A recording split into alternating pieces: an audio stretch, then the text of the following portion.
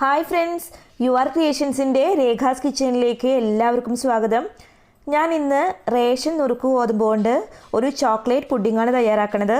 Easy ആയിട്ട് എങ്ങനെയാണ് നമുക്ക് ഈ ചോക്ലേറ്റ് പുഡിങ് തയ്യാറാക്കുന്നത് നോക്കിയിട്ട് വരാം. ഇന്ന് നമ്മൾ നുറുക്ക് ഗോതമ്പ് കൊണ്ട് ഒരു ചോക്ലേറ്റ് പുഡിങ്ങാണ് തയ്യാറാക്കുന്നത്. അതിനായിട്ട് മെഷറിംഗ് കപ്പ് കൊണ്ട് 1 കപ്പ് നുറുക്ക് ഗോതമ്പ് ഒരു പാത്രത്തിലേക്ക് ഇട്ട് കൊടുക്കുകയാണ്. ഇനി ഇത് ഒന്ന് കഴുകിയെടുക്കാൻ വേണ്ടിയിട്ട് ആവശ്യത്തിന് വെള്ളം ഇതിലേക്ക് ഒഴിച്ചു കൊടുക്കാം. വെള്ളം ഒഴിച്ച് നന്നായിട്ടൊന്ന് കഴുകിയെടുക്കാം. 2-3 വട്ടം വേറെ വെള്ളം ഒഴിച്ച് കഴുകിയെടുത്തിട്ട് വരാം. വൃത്തിയായി കഴുകിയെടുത്ത് വന്നു. ഇനി നമുക്ക് ഇതൊന്ന് കുതിർത്ത് വെക്കണം. അതിനായിട്ട് നല്ല തിളച്ച വെള്ളമാണ് ഇതിലേക്ക് ഒഴിച്ചു കൊടുക്കുന്നത്. നല്ല തിളച്ച വെള്ളം ഒഴിച്ച് അരമണിക്കൂർ നേരം കുതിർത്താനായിട്ട് വെക്കാം. അരമണിക്കൂർ കഴിഞ്ഞപ്പോൾ ഇത് നല്ല സോഫ്റ്റായിട്ട് കിട്ടിയിട്ടുണ്ട്. കണ്ടില്ലേ, നല്ല സോഫ്റ്റായിട്ടുണ്ട്. ഇനി ഈ വെള്ളമൊക്കെ കളഞ്ഞ് ഇതൊന്ന് അരിച്ചെടുക്കാം. അരിച്ചെടുത്ത ശേഷം ഞാനൊരു മിക്സിയുടെ ജാറിലേക്ക് ഇത് മാറ്റിയേക്കാണ്. അതിൻ്റെ കൂടെ തന്നെ മെഷറിംഗ് കപ്പ് കൊണ്ട് 1 കപ്പ് വെള്ളം കൂടി ഒഴിച്ചു കൊടുക്കുന്നുണ്ട്. ഇനി ഇത് രണ്ടും കൂടിയിട്ട് നന്നായിട്ട് ഫൈൻ പേസ്റ്റായിട്ട് അരച്ചെടുക്കാം. അരച്ചെടുത്ത മിക്സ് ഒരു അരിപ്പയിലേക്ക് ഒഴിച്ചു കൊടുക്കാം. ഇതിൽ തവിടും അതുപോലെ തന്നെ അരയാത്ത ഭാഗങ്ങളൊക്കെ ഉണ്ടാവും. അതൊക്കെ മാറി കിട്ടാൻ വേണ്ടിയിട്ടാണ് ഇതുപോലെ ചെയ്യണത്. ഇനി ഇത് നന്നായിട്ടൊന്ന് ഇളക്കി കൊടുക്കാം. അപ്പോൾ അതിൻ്റെ സത്ത് മാത്രം അടിയിലെ പാത്രത്തിലേക്ക് വീഴും. ഇത് മുഴുവനായിട്ട് അരഞ്ഞ് കിട്ടിയിട്ടില്ല. അപ്പോൾ അത് കാരണം നമ്മൾ ഈ ചണ്ടി ഒന്നും കൂടിയും വെള്ളം ചേർത്തിട്ട് നന്നായിട്ട് അരച്ചെടുക്കാൻ പോവാണ്. അരച്ചെടുത്ത ശേഷം രണ്ടാമതും ഇതുപോലെ തന്നെ അരിച്ചെടുക്കുകയാണ്. അപ്പോൾ നിങ്ങൾക്ക് ആദ്യത്തെ വട്ടം തന്നെ കറക്റ്റായിട്ട് അരിച്ച് കിട്ടിയെങ്കിൽ നിങ്ങൾ രണ്ടാമത്തെ പ്രാവശ്യം അരിച്ചെടുക്കേണ്ട ആവശ്യമില്ല. ഇത് ആദ്യത്തെ വട്ടം തന്നെ കറക്റ്റായിട്ട് അരച്ച് കിട്ടിയിട്ടുണ്ടായിരുന്നില്ല. അതൊരു ഭാഗത്തേക്ക് മാറ്റി വെച്ച ശേഷം ഒരു പാനിൽ 1/2 ലിറ്റർ പാലെടുത്തിട്ടുണ്ട്. ഇനി അതിലേക്ക് ഒരു മെഷറിംഗ് കപ്പ് കൊണ്ട് 1 കപ്പ് പഞ്ചസാര ചേർത്ത് കൊടുക്കുകയാണ്. ഇനി ഇത് നന്നായിട്ട് തിളയ്ക്കുന്നത് വരെ നമുക്ക് വെയിറ്റ് ചെയ്യാം. തുടക്കത്തിൽ ഹൈ ഫ്ലെയിമിൽ വെക്കാം കേട്ടോ. അത് കഴിഞ്ഞിട്ട് നന്നായിട്ട് തിളയ്ക്കാൻ തുടങ്ങുന്ന സമയത്ത് ലോ ഫ്ലെയിമിലേക്ക് ആക്കി കൊടുത്താൽ മതി. ഇനി ഇതിലേക്ക് അടുത്തതായിട്ട് ചേർത്ത് കൊടുക്കേണ്ടത് 1 ടീസ്പൂൺ വാനില എസൻസ് ആണ്. ഇപ്പോൾ ഇതൊക്കെ ചേർക്കുന്ന സമയത്ത് ഒരു നല്ലൊരു സ്മെല്ല് വരാൻ വേണ്ടിയിട്ടാണ് വാനില എസൻസ് ചേർത്ത് കൊടുക്കുന്നത്. അപ്പോൾ അത് ഒരിക്കലും മിസ്സാക്കരുത്. എല്ലാവരും വാനില എസൻസ് ചേർക്കണം. കൂടെ തന്നെ നേരത്തെ തയ്യാറാക്കി വെച്ചിട്ടുള്ള നുറുക്ക് ഗോതമ്പിൻ്റെ സത്തും കൂടി ചേർത്ത് കൊടുക്കുകയാണ്. പാല് ഒന്ന് ചൂടായി വന്നാലാണ് നമ്മൾ ഇതെല്ലാം ചേർത്ത് കൊടുക്കുന്നത്. ഒരുപാട് തിളയ്ക്കുന്നത് വരെ നമുക്ക് വെയിറ്റ് ചെയ്യേണ്ട ആവശ്യമില്ല. പാലൊന്ന് ചൂടായി കിട്ടിയ ഉടൻ തന്നെ ഇതൊക്കെ ചേർത്ത് കൊടുക്കാം.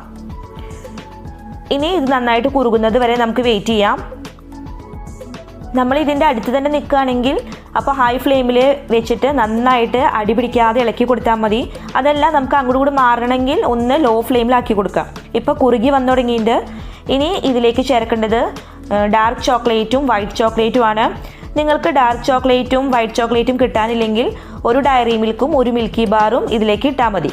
അപ്പോൾ ഞാനിവിടെ ഡാർക്ക് ചോക്ലേറ്റ് 1 കഷ്ണം ഇട്ടു. അതുപോലെ തന്നെ വൈറ്റ് ചോക്ലേറ്റും 1 കഷ്ണം ഇതിലേക്ക് ചേർത്ത് കൊടുക്കുകയാണ്.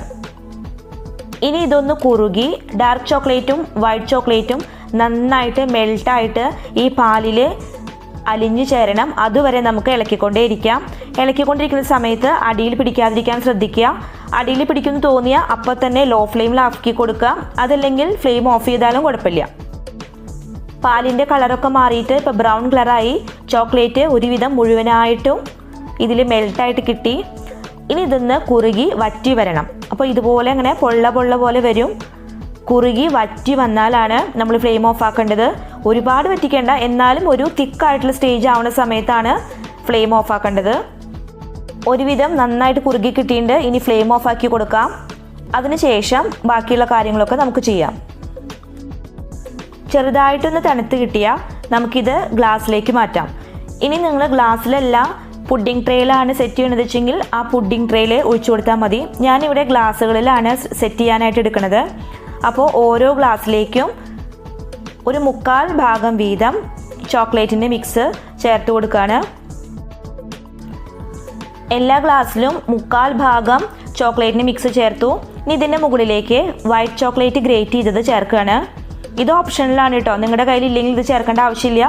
പക്ഷേ ഇതും കൂടി ചേർത്താൽ നല്ലൊരു ടേസ്റ്റാണ്. ഇതിപ്പോൾ 5 ഗ്ലാസ്സിലാണ് ഞാനിവിടെ ഒഴിച്ചു കൊടുത്തേക്കുന്നത്. ഇനി കുറച്ചും കൂടി ബാക്കിയുണ്ട് കേട്ടോ. അതിൽ ഞാനൊരു ഗ്ലാസ്സിലാക്കിയിട്ട് എടുത്തേക്കാണ്. അപ്പോൾ അതിൻ്റെ മുകളിലും കൂടിയും വൈറ്റ് ചോക്ലേറ്റ് ചേർത്ത് കൊടുക്കാം. എല്ലാ ഗ്ലാസ്സും ഒരു ഫോയിൽ പേപ്പർ വെച്ചിട്ട് കവർ ചെയ്തെടുക്കാം. കവർ ചെയ്തെടുത്ത ശേഷം ഒരു 4 മണിക്കൂർ ഫ്രിഡ്ജിൽ സൂക്ഷിക്കാം. ഫ്രീസറിലല്ല, ഫ്രിഡ്ജിലാണ് വെക്കേണ്ടത്, അത് മറക്കരുത്. 4 മണിക്കൂർ ഫ്രിഡ്ജിൽ വെച്ച ശേഷം നമുക്കിതെടുക്കാം. 4 മണിക്കൂർ കഴിഞ്ഞു. നമ്മൾ ചോക്ലേറ്റ് പുഡിങ് ഫ്രിഡ്ജിൽ നിന്ന് പുറത്തെടുത്തു. കറക്റ്റായിട്ട് വന്നിട്ടുണ്ട്. ഇനി നമുക്കൊന്ന് ടേസ്റ്റ് ചെയ്ത് നോക്കാം. അപ്പോൾ അതിനായിട്ട് ഒരു സ്പൂൺ എടുത്തിട്ട് ഇതിൻ്റെ ഒരു ഭാഗത്തു നിന്ന് നമ്മൾ എടുത്ത് നോക്കുകയാണ്. കറക്റ്റായിട്ട് കിട്ടിയിട്ടുണ്ട്. ഇനി ഇത് ടേസ്റ്റ് ചെയ്ത് നോക്കാൻ പോവാണ്. നല്ല ടേസ്റ്റാണ് കേട്ടോ. നിങ്ങളെല്ലാവരും ഇതുപോലെ ട്രൈ ചെയ്ത് നോക്കി നോക്കണം. നിങ്ങൾക്ക് ഈ വീഡിയോ ഇഷ്ടപ്പെട്ടിട്ടുണ്ടെങ്കിൽ എന്തായാലും എൻ്റെ ചാനലൊന്ന് സബ്സ്ക്രൈബ് ചെയ്യുക. കൂടാതെ ഫുഡ് ഇഷ്ടപ്പെടുന്ന, കുക്ക് ചെയ്യാൻ ഇഷ്ടപ്പെടുന്ന നിങ്ങളുടെ ഫ്രണ്ട്സിനും റിലേറ്റീവ്സിനൊക്കെ വീഡിയോ ഒന്ന് ഷെയർ ചെയ്ത് കൊടുക്കുക. നുറുക്ക് ഗോതമ്പിൽ നിന്ന് അടിപൊളി ചോക്ലേറ്റ് പുഡിങ് എങ്ങനെയാണ് തയ്യാറാക്കുക എന്നാണ് നമ്മളിന്ന് കണ്ടത്. അപ്പോൾ ഇതുപോലെ നിങ്ങളെല്ലാവരും തയ്യാറാക്കി ഫീഡ്ബാക്ക് എന്നെ അറിയിക്കുക. വീണ്ടും അടുത്തൊരു വിഭവവുമായിട്ട് വരുന്നതായിരിക്കും. അതുവരേക്കും നന്ദി, നമസ്കാരം. Thank you for watching.